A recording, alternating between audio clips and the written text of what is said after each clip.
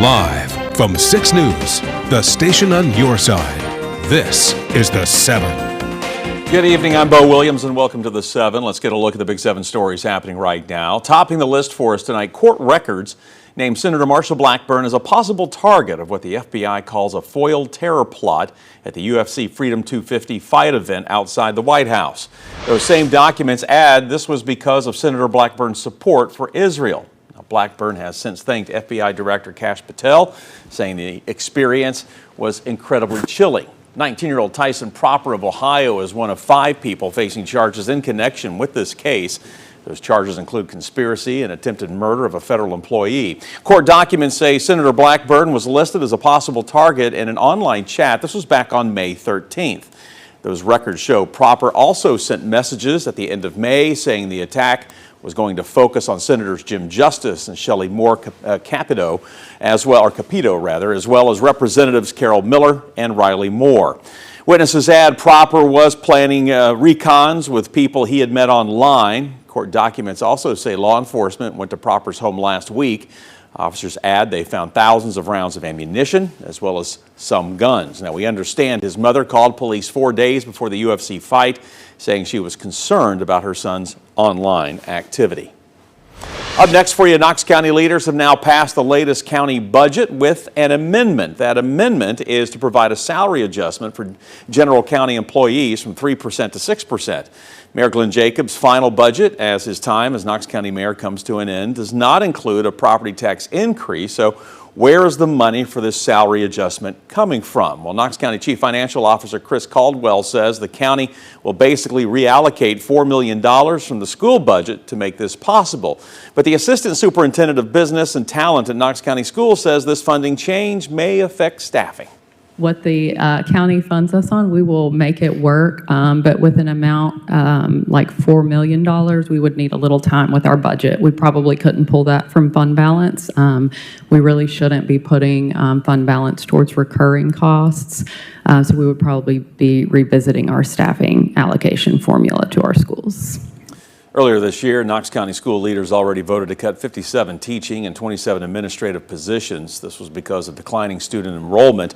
And at the time, the school system said school revenue growth had fallen to a 5-year low. Up next on tonight's Big 7, for your rezoning request in East Knox County leads to controversy at this week's County Commission meeting.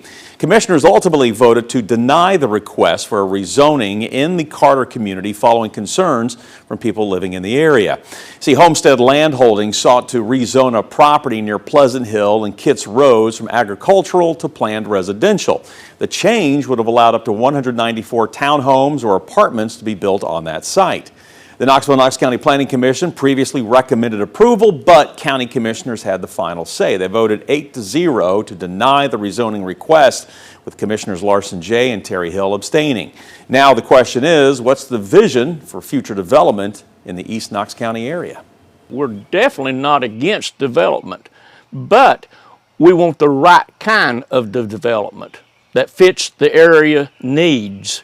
And 12-unit apartments does not meet our needs at all. This is difficult rezoning because it's early in the process of the growth of this part of our county. And we respect that, we understand that, and we know that it's difficult. We tried to have a community meeting to help bridge some of that gap, and unfortunately it was pretty contentious pretty quick. Knox County Planning Commission says if a developer wants to make the same rezoning request again, there is a 12-month wait period. But a request with changes can be made as soon as 45 days before a Planning Commission meeting.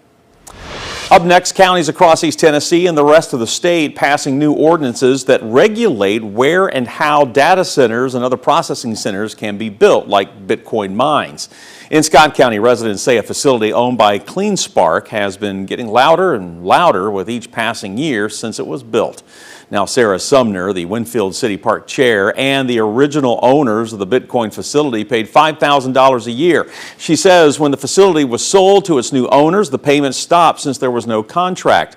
Dick Sexton, who was a town alderman at the time and previously served as town mayor, lives next to the facility and helped hammer out the agreement. He says, though, it has gotten so loud that he and his friend once mistook it for a train that was passing nearby. Charlie and I, he come down and watch races with me, dirt races. We stand in the door one night over there, and he was fixing to leave, I'll tell you this, and he said, there's a train going by. And the train's right over there.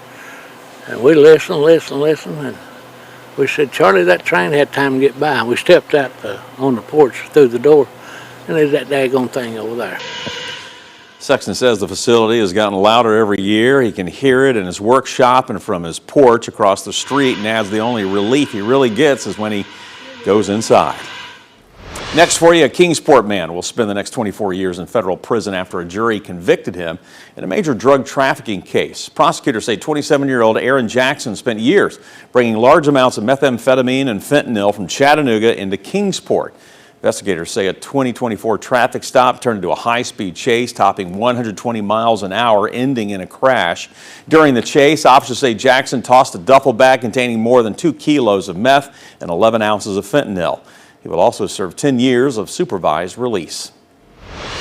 The McNabb Center expanding in Blount County, celebrating the completion of a transition campus this week. The new facility is meant to treat incarcerated men with mental health conditions and people struggling with substance use, helping them re-enter society. Services offered include therapy, life skills development, medication management, and recovery support. Now, we're told the transition campus is designed to serve up to 56 people. Funding from Blount County, an opioid abatement community grant, and 2 grants from Tennessee's Department of Mental Health and Substance Abuse Services made this all possible. Our final Big 7 story for you tonight as Juneteenth celebrations prepare to get underway across Knoxville. Community leaders are reflecting on the history behind the holiday. Juneteenth refers to June 19, 1865, the day enslaved people in Galveston, Texas learned that they were free. That announcement actually coming more than 2 years after the Emancipation Proclamation was signed.